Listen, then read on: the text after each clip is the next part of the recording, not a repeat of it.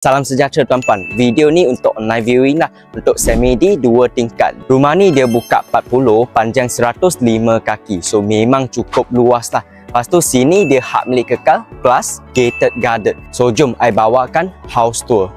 Car porch dia 30x31. So muat 3-4 kereta tak ada masalah langsung lah. Okey tuan-puan, dia punya tanah tepi pula. Tanah tepi dia 10 kaki. So sini special dia satu saja, cukup panjang.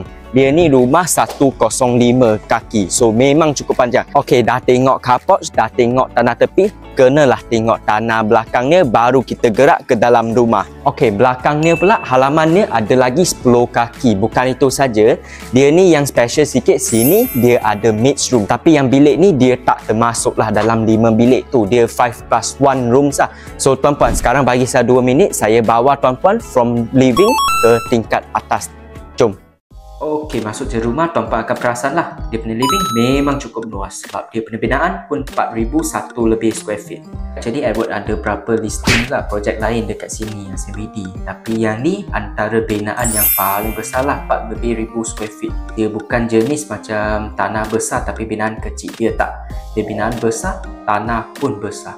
So bawah ni ada bilik parents lah. In total rumah ni dia 5 bilik Satu tu kat bawah, 4 tu kat atas. So ni dapur. Lepas tu of course lah full height punya toilet tiles lah. Ni memang kena bagilah. Okey, belakang ni yang itulah yang maids room yang tadi I tunjuk tu. So maids room ataupun boleh jadikan utility room untuk yang tak ada maid lah. Okey, naik je atas, of course lah standard ada satu living lagi. Lepas tu kalau tuan-puan perasan dia punya binaan memang cukup tinggi.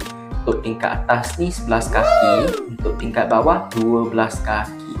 Okey, dia ada walkway sikit lah sini baru sampai bilik. So dia increase privacy lah. So kalau ada tetamu yang datang ke rumah, dia takkanlah terus nampak bilik kita. Lepas tu atas sini dia ada 4 bilik lah. Lepas tu 3 bilik air.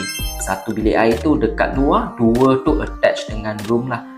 Sebabkan dia buat dekat luar ni, sebab kalau ada tetamu takkan dia nak masuk bilik kita kan untuk access toilet. So okey, ni bilik master. Bilik master bathtub dia ada bagi bathtub included. Lepas tu rumah ni kita jangkalah siap kuarter 3 2025. So let's continue with explanation. Itu saja untuk house tour.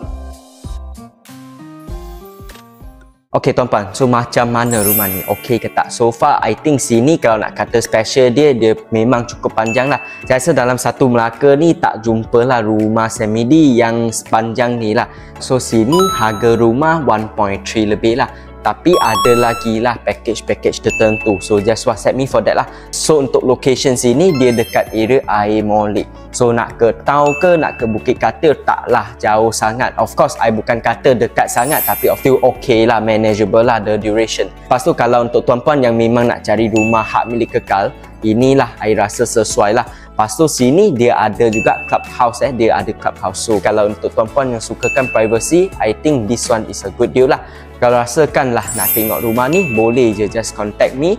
Then we can schedule lah a time to visit dekat sini. So area sini dalam 15 minit ada lagi a few projects lah yang kita, I think kalau tuan-puan berminat nak cari rumah, we can just schedule for a time. Lepas tu kita tengok lah a few projects one shot. So tuan-puan pun senang, tak payah nak contact banyak team sale, hai-hai kena call by team sale, tak payah.